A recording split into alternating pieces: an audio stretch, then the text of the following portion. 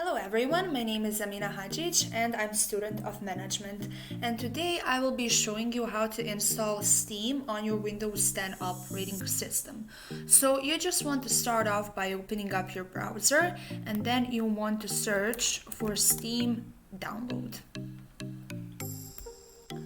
So the first link that you see right here is going to be by steampowered.com, which is their official website. So you just want to enter that website. And right here, we can see this green button, Install Steam. So you just want to click on that button. And then right here, we see this button, Install Steam for your Windows. So you just want to click on that button.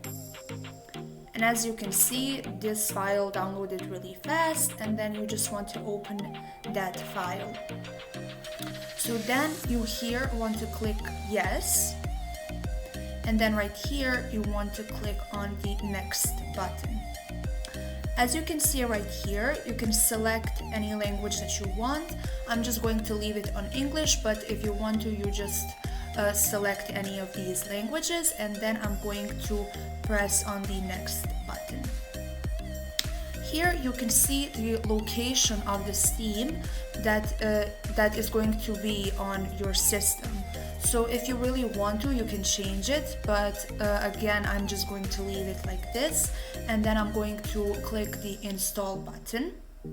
And as you can see, it installed really fast and it is already up on your desktop, and you can see this little check right here, and then we want to click on the finish button. So this step is going to take some time, but when it's finished, you will be able to log into your account if you already have one, or you can create a new account. So that is going to be it for this video. I really hoped it helped some of you, and thank you for watching.